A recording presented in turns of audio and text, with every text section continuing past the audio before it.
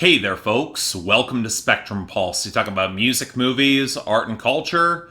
And today we got a big one, the long-awaited comeback album from Tool called Fear Inoculum. So about sometime last year, I made a fateful hot take tweet that Tool would never make another album. Or even if they did, it would never live up to the expectations of fans. Now, as of now, it seems like both statements are untrue, as there's a new Tool album and a lot of the fans seem overjoyed. Hell, it might even be true for me, but that's more because I never had any expectations for Tool to begin with. Yeah, let's get this out of the way now. I've danced around this for years on this channel. It should be on the record.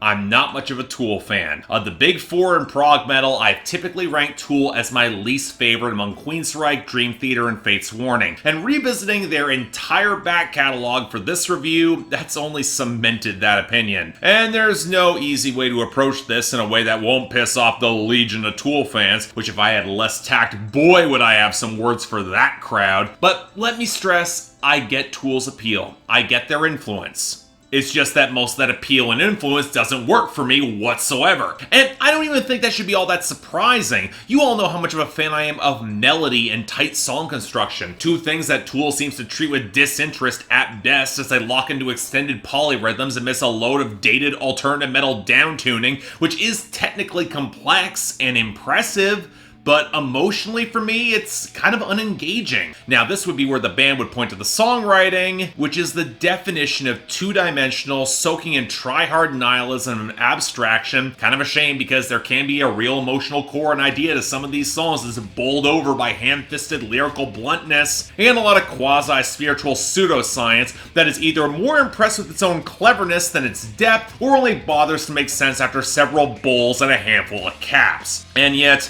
it's absolutely no surprise to me that Tool became by far the biggest of the big four coming out of the 90s. They certainly sound most of the time, and to their credit, they're absolutely a band with a lot of talent that did take some risks. Even if it's not my thing, I can appreciate what they were trying on a project like Lateralis, especially when they actually embraced some convincing heaviness and kind of kicked ass for some moments. But it also put to mind a common observation. There are a lot of prog metal fans who are also Tool fans, but not nearly as often the other way around. And if you've got more experience with progressive metal, Tool tends to be a little less impressive. Now, normally this would not be an issue. I prefer the more tuneful side of prog metal, and normally there's a ton of that. I can leave Tool's bloated song structures and edgelord deflection and sloppy vocal mixing for the fans. Except that Tool's been influential, and while it's been inaccurate to blame the spread of utterly tedious focus on polyrhythmic groove patterns and gent over melody through progressive metal on them, on a compositional and structural level, they share some DNA. And it's a lot of stuff that's driven me away from progressive metal. And then when you factor in the structural disinterest in hooks and concepts that don't hold up to much intellectual rigor, especially when channeled through increasingly blunt poetry. Look, I wasn't cheering when Tool went on the indefinite hiatus for over a decade, but I wasn't exactly cheering for their return here either. So with all that context firmly established and all the dislikes that you guys firmly gave and all the hate comments already typed out, what do we get on Fear Inoculum? Well, look, it's a Tool album, ergo it's not for me, and this project didn't change matters. And believe me, like with every Tool album before this, I tried to give it a fair chance. Multiple listens on multiple different sound systems, a deep dive through the lyrics, and yet when I started going through the latter, I started to understand why to a couple diehard Tool fans, this album's getting some mixed reviews. Or to put it another way, this is a Tool comeback that will certainly please the majority of audiences and fans, but this could have been released 10 years ago, and I reckon if it had been, the hype would be significantly diminished.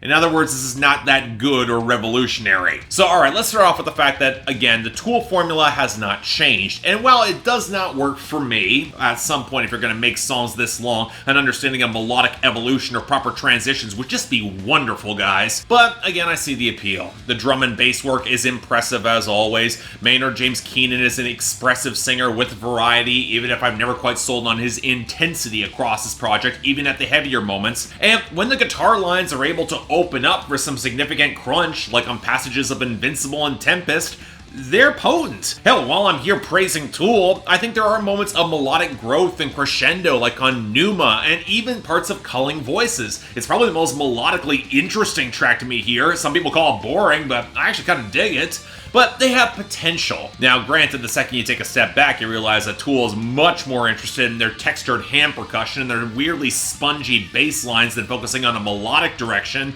But you know what? I'll recognize promise when I hear it. And I'll say this, when they're able to vary the guitar tones and build some smolder, Tempest being hailed as a standout because it's by far the best example of that, there's enough swaggering crunch backed by the groove to kick a little bit of ass. Even up on a compositional level, Tool doesn't seem to really want to lean into that. And you know what? Might as well address the elephant in the room right now. Even on the songs that I kind of like here, there are compositional missteps that just manage to kill my interest nearly every time, especially long term. Now, part of this is the production. The mixes feel more spare and barren of the atmospheric effects outside of the interludes, where even the technically impressive drum work can sound kind of flattened overall. But it definitely becomes a factor because you can clearly tell some disparate pieces of songs were mashed together and they lack any sort of glue to actually blend them across. The most glaring example being the shift into the final section of Invincible, which is just distracting. Imagine how much better that would sound if that overlong oily patter throughout most of the song had actually built into it, like on Pneuma. Now, more to the point, it always feels like the heavier passages are nearly always getting shortchanged in the face of long, percussion-heavy attempts at being meditative over off-kilter time signatures that easily contribute to the most egregious runtime of the album. I get the thematic reason why Tool was this indulgent. You're trying to be meditative, you're trying to transcend. We saw this on Lateralis too, especially on the earlier songs, but it doesn't sustain active interest when the songs are eclipsing the 10-minute mark, which can be a problem when a few of them might actually demand a little bit more active interest. And that's not to ignore the synth tones, which run towards oily, atonal, sloppily blended, lacking any sort of melodic development, especially in the interludes, or they just sound really dated and ugly. Now, granted, this is a long-running Tool issue, and how the interludes rarely operate as good transitions and more just opportunities for the band to mess around, but that doesn't excuse how the tune behind the insane drum work of Chocolate Chip Trip is generally mediocre, or how the warped gargle of Litany Contre Peu is unpleasant, or how the album ends with this weedy, squeaking tropical passage on Mocking Bee. It feels like a troll at precisely the wrong moment. By far one of the worst ways they could have ended the album, and I gotta admit, that really did bug me. But now let's get to the content. And I'm of a few minds on this, because in comparison with earlier, more thematically cohesive projects like Anima and Lateralis, it's hard not to look at this album as a grab bag of concepts that Tool has traced before, only this time trying to match their meditative numbness with a couple calls to action, which is as jarring as you would expect. Seriously, both the title track, Pneuma, and Culling Voices, they're playing in the same let go of negative emotions and expand your mind beyond the flesh that we've gotten from Tool for years now, and then when you drop in Invincible, which feels like an old veteran taking a victory lap to stave off irrelevance, again, from Tool it feels indulgent and not really reflective of reality. Tool is not a band that should ever care about relevance, especially given their long-running public legacy, but it's the same drive to be a little bit more immediate and confrontational that also brings out Descending and Tempest, the first discussing apocalyptic warnings and a discipline that will need to be attained to defeat it. I have questions, but that's a different review, and the latter calling up those who will try and lull people into tranquility while that unfeeling incoming Tempest will destroy all in the path regardless, so maybe help save the innocents. But if you're gonna push these messages, am I the only one who feels like there should be some form of immediacy instead of overlong, repetitive grooves that only serve to intensify the emotional detachment and nihilism that has run rampant through Tool's discography, a focus on the technicality rather than the emotionality that you need for songs like this to work? More to the point,